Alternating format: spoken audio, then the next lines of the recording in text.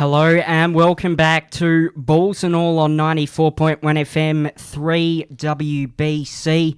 We are now joined by Jess May, who is the Knox Raiders women's head coach in the NBL 1 South competition. Hello Jess, thank you for joining us on Balls and All. How are you doing this evening? Hey guys, I'm good. Just, another Monday night preparing for next week's game, so it's exciting.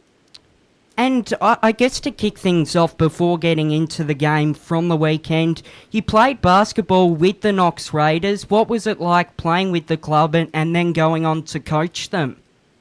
I guess it holds a special part in my heart because of where I've grown up as well. So I wasn't always a Knox Raider though, but I guess the reason I've always loved this place the most is because it feels like family, and the culture is such a family-orientated, community-based place to play. So, I don't know, I guess you feel like you're just more connected to that spot than anyone else you go. Hi Jess, thanks for joining us this evening. Obviously, unfortunate loss on the weekend against Mount Gambier. What was your biggest takeaway from that in terms of areas to improve on going into this week against Ballarat? I guess, end of the day, it was a pretty disappointing loss just because they did shoot so well, and it's really hard to beat any team on any given day who's going to shoot 50% from the three-point line. So I guess our biggest focus will be just like more urgency to close out shots, getting on top of more, wider on the three-point line, because Ballarat are going to do the same thing. They're a great shooting team, and they can probably do the exact same thing to us if they, come out and shoot well as well. So no matter how well we can play, obviously we've got to stop their flow of runs and good shooting. And your side had an incredible run, 12 games in a row without a loss, and Mount Gambier just getting on top of you, both those losses. How was it sort of addressing the team after the game and sort of re-establishing that drive for the upcoming game against Ballarat on the weekend? I guess we always knew that Mount Gambier was going to be tough coming into it anyway. We've always, with those two times we've played them, it has been an absolute battle. So I guess knowing this could have been the result that happened out of it. Obviously we didn't come into that thinking that, and we're confident. The silver lining was that they had to shoot extremely well again to get over top of us. So we can kind of come away from that saying that, we're still in a good spot. We've still played really good basketball. Statistically, we did really well. We made them we made them have 19 turnovers. So I guess it was just for us to just stay positive with it and know confidently that we are still extremely good basketball side, and this is just hopefully a one-off, and we can just obviously continue to work on our defense and stop other shooters shooting. And you sort of touched on it a little bit, but what was sort of, I guess, your messaging to the playing group after the match? I think we did. We just really hit on the stats and saying and keeping those positive lines about, what we did really well in that game. And yes, it's deflating, and taking. It's one of those things where you've got to experience that hurt, and if you don't feel pain from losing, you probably didn't care enough in the first place. So I guess it's just understanding that you can only control what you can control, and the outcome is what it is. So we just got to move forward now and keep looking forward to the next game. And your game against Ballarat this weekend is going to be at home at Knox Basketball Stadium.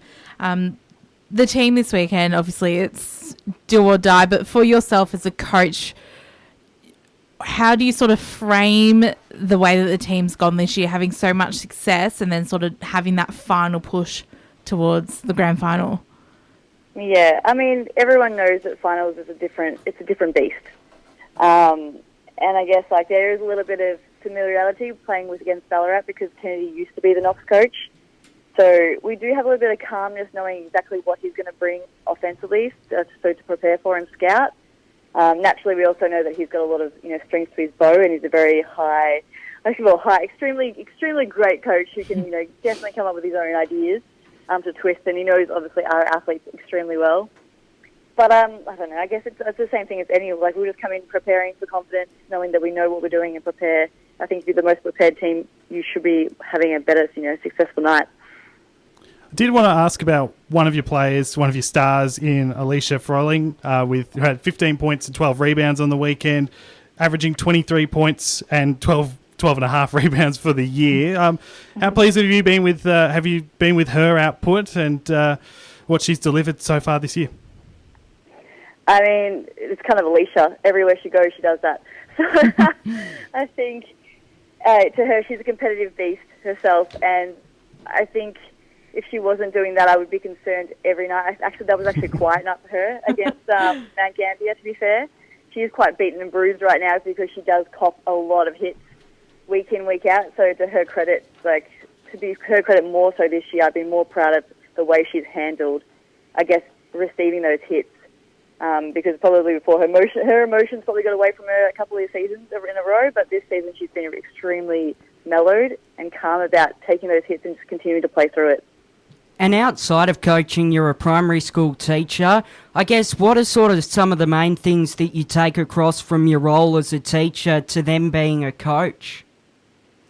I think coaching and teaching go hand in hand. It's all the same. It's all relative. You coach. If you could say you're just coaching kids in a classroom or you're teaching athletes on a basketball court, it's all exactly the same.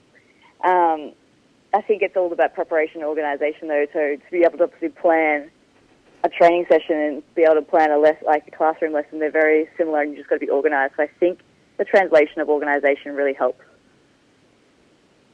And for the way you sort of structure and plan, I know a lot of teachers have to do all the real proper lesson plans and stuff. Do you go into your training sessions and your games with all the proper plans, or do you just go, look, for games we're going to approach it this way and for training we're going to approach it a different way? I guess, for everyone who knows me well, I come in extraordinarily organised and everything is nutted out to a T. Mm-hmm. There will be images, there will be diagrams, there's videos, there's clips of everything, the statistics coming through. So it is very, very detailed, and I'm very meticulous in the way I obviously approach everything. That's just kind of who I am in general. So definitely not just one approach or just it's always going to be very well thought out. Yeah. And how would you sort of describe your coaching style and the way that you coach? I'm very calm. I think that's kind of what people normally say when they look at me. They're kind of like, how do you stay so calm? So I guess there's probably a sense of calmness about how I do that. I don't know if that's because of the classroom too, you've got to stay calm in those situations of being patient. But I've always tried my best to be a player-first focus. And just kind of knowing that, I trust what they want to do and they trust their thought process as well, and kind of look into them because they are senior athletes and they have been playing this game for a long time. So I guess as well, bridging off from when I was an athlete, I love when my coach listens to me. So I guess it's kind of like that, getting that feel for understanding that they have a different feel to what I'm seeing on the basketball court. Now, you said, obviously, we know that you played basketball at Knox Raiders, a variety of other basketball teams as well. When you moved into coaching, how much did you take from other coaches that you had when you moved into coaching? Definitely a lot. I was extraordinarily lucky that I had some amazing coaches coach me over that time. So Cheryl Chambers obviously being one of the last ones I had at Knox. I guess Guy Malloy, as well, so that's already two WNBL players. Two WNBL coaches already had me. And I was just extraordinarily fortunate to have such, two coaches that I could really take away what I wanted to take away from it and what I didn't want to take away. So there's definitely probably a lot more Cheryl in me than there is Guy, but just because I think I had her also a lot longer. And I still stole some of her offenses, tweaked it myself, but I really liked the way she was also very calm in the way she approached, games and situations and trainings. And just finally, Jess, what's been your biggest achievement or a moment in your coaching career that you can always look back on and just be so proud of yourself and your side?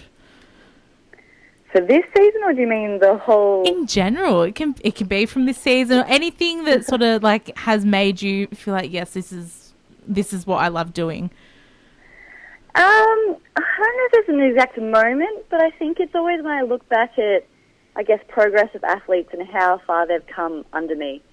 So I guess we statistically can look at those things and see, well, have they improved and who is improving by how much? So I guess I've definitely got a certain athlete I can think of in mind when she came across to me one year when you said, we can make this better for you.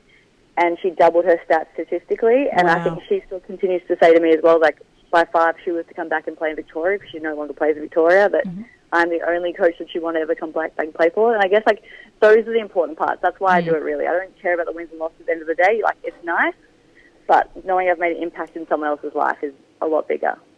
And thank you so much for joining us this evening, Jess. All the best of luck for this weekend's game against the Ballarat Miners. Thanks for your time. Awesome. No worries, guys. Thank you. And Jess May, the Knox Raiders NBL 1 South women's head coach, joining us there on Balls and All.